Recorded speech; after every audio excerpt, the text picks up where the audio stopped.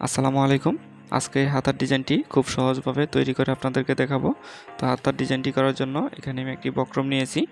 তো বক্রমটি দেখেন, এখানে আমি হাতার মুখের মাপ যা আছে বক্রমের লম্বাটিও কিন্তু সেম নিয়েছি এবং এইখানে 3.5 ইঞ্চি নিয়েছি। তারপরে এখানে একটি মাথা দেখেন আমি একটু রাউন্ড করে দিতেছি। এই কোণাটা একটু কেটে রাউন্ড করে নিলাম গোল করে। তো আমি খুব সহজভাবে দেখানোর চেষ্টা করতেছি। তো একটা কাপড়ের উপরে দেখেন এই বক্রমটা আমি বসিয়ে নিব। তারপরে একদম বক্রমের সাইড দিয়ে কাপড়টা কেটে নিতেছি। তো এটা কিন্তু আমি পেস্টিং দিয়ে করতেছি, আপনারা চাইলে বক্রম দিয়েও সেমভাবে করে নিতে পারবেন। তো এইখানে দেখেন আমি 1 ইঞ্চি পরিমাণ একটা কাপড় নিয়েছি, বরফ কাপড়।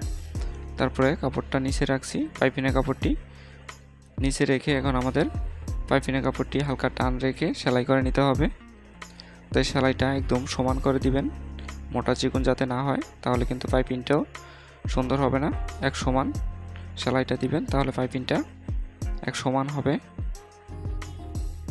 তো দেখেন আমি পাইপিনের কাপড়টি সেলাই করে নিতেছি।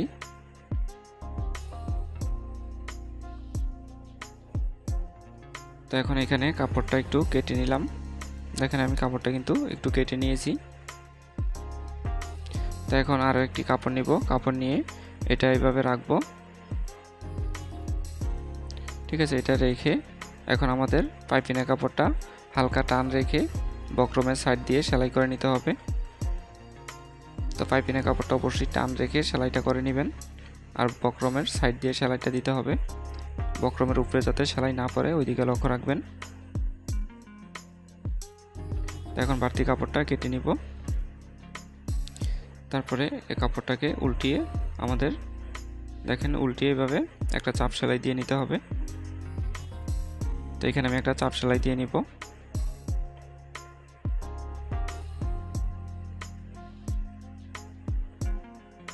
তো এখন বাড়তি কাপড়টা কেটে নিতেছি বক্রমের সমান রেখে। তো সেম একইভাবে আমাদের দোনোটাই কিন্তু সেলাই করে নিতে হবে। এটাও আমাদের সেম একইভাবে সেলাই করে নিব। তো দেখেন আমি কিন্তু সেম একইভাবে সেলাই করে নিয়েছি। তো এখানে দেখেন হাতার লম্বাটি হচ্ছে আমাদের 15 ইঞ্চি পরিমাণ নিয়েছি, মেইন হাতাটি। তো এখন এইখানে আমাদের কিন্তু একটা পাইপিং করে নিতে হবে। তো পাইপিংটা আমি হাতার বাঁ সাইড থেকে প্রথমে সেলাই করে নিব।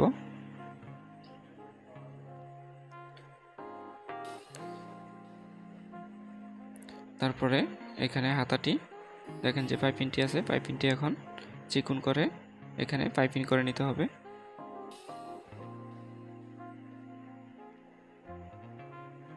তো এখানে চিকন করে সেলাইটি করে নিব পাইপিংয়ের উপরে, যাতে সেলাই না পড়ে ওইদিকে লক্ষ্য রাখবেন। তো দেখেন আমি পাইপিংটি করে নিলাম। তো এখন আমাদের এই ডিজাইনটা এইভাবে রেখে সেলাই করে নিতে হবে। তো দেখেন আমি সেলাই দিয়ে আটকে নিতেছি।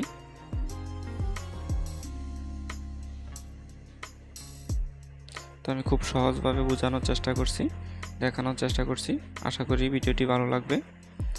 তো দেখেন আমি সেলাই দিয়ে কিন্তু আমাদের ডিজাইনটা আটকে নিলাম। তো এখন আমাদের ফুলের জন্য ডিজাইন করার জন্য এখানে 3 ইঞ্চি করে আমি একটা কাপড় নিয়েছি। তো কাপড়টাকে এভাবে ভাঁজ করে সমান মাঝখানে একটু কেটে নিব। তো দেখেন সমান মাঝখানে আমি একটু কেটে নিয়েছি। তো এখন আমাদের এই যেভাবে একটা ফিতা বানিয়ে নিতে হবে। ফিতাটা দেখেন এই ফাঁকা দিয়ে এখানে আমি একটু সেলাই করে নিব। এভাবে দিয়ে সেলাইটা করে আটকে নিতে হবে।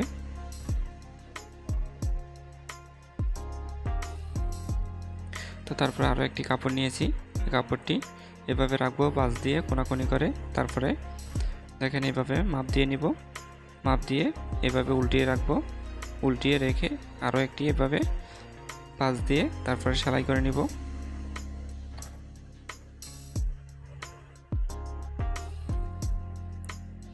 তো এখন বাড়তি কাপড়টি কেটে নিলাম। এখন এটাকে আমাদের উল্টিয়ে নিতে হবে। তো দেখেন আমি উল্টিয়ে নিতেছি।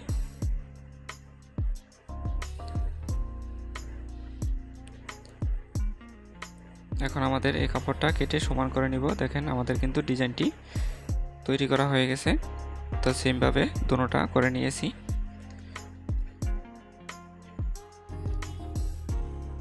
তো এখন আমাদের এখানে এভাবে রেখে দেখেন একটু আপ ডাউন করে রাখবো, দুইটা কম বেশি করে রেখে এখানে সেলাই দিয়ে আটকে নিব।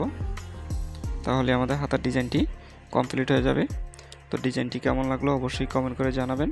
ভিডিওটি ভালো লাগলে অবশ্যই ভিডিওটি শেয়ার করে দিবেন। আর নতুন নতুন ভিডিও পেতে আমাদের চ্যানেলটি সাবস্ক্রাইব করে রাখবেন।